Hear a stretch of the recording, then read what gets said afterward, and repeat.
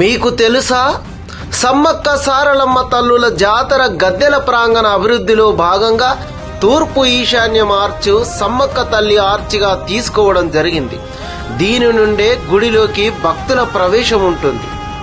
ఇందులో ఎడమవైపు పిల్లర్ సమ్మక్క తల్లి యొక్క వంశం గురించి తెలుపుతుంది. మొదటి బొమ్మ 5 పలకలు ఉంటాయి.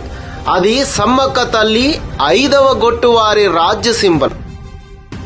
రెండవది, పూర్వకాలంలో కోయలు ఏ వంశం చెందిన వారు, ఏ గొట్టు, గోత్రం అని గుర్తుపట్టడం కోసం నుదుటి బొట్టు పెట్టుకునే వారి త్రిశూలం పోలిన ఈ గుర్తు సమ్మక్క తల్లి వంశం నుదుటి బొట్టు. మూడవ సింబల్ 5 నిలువు గీతలు. సమ్మక్క తల్లి 5వ గొట్టు వంశమని తెలుపుతుంది. 4వ సింబల్ నక్షత్రం గుర్తు. సమ్మక్క తల్లి నక్షత్ర రూపంలో ఉంటుంది ఆకాశంలో అని భావిస్తారు కోయలు. స్వస్తిక్ అనేది సిద్ధపోయిన వారు పూజ విధానంలో ఉపయోగించే అతి ముఖ్యమైన సింబల్. దీనిని కుంకుమతో వేస్తారు. దాని అర్థం భూమి తన చుట్టూ తాను కుడి నుండి ఎడమకు తిరుగుతుంది.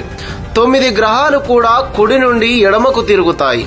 సముద్రంలో గాని నీటిలో గాని సుడిగుండం కుడి నుండి ఎడమకు తిరుగుతుంది. సుడిగాలి కుడి నుండి ఎడమకు తిరుగుతుంది. వృక్షాల తీగలు కుడి నుండి ఎడమకు తిరుగుతాయి. ఇలా ప్రకృతి సిద్ధాంతంలో ప్రతి కదలిక కుడి నుండి ఎడమకు ఉంటుంది. కాబట్టి ప్రకృతిని దైవంగా ఆరాధించే సింబల్గా స్వస్తిక్ని దైవంగా కొలుస్తారు. ఇది బయటి సమాజం ఎడమ నుండి కుడికి వాడే సాధారణ స్వస్తిక్ కాదు. కింద ఇది ఆదివాసీల ఆలయ ప్రాంగణం అనేలా అడవి దున్న కొమ్ములు, నెమలీకలతో కోయ నృత్యం వేస్తున్న సందర్భం. ఇలా ప్రతి పిల్లర్కి ఒక చరిత్ర ఉంది.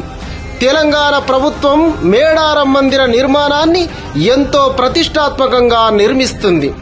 దేశ చరిత్రలో ఈ ఆలయ నిర్మాణం గొప్ప కట్టడంగా నిలిచిపోనుంది.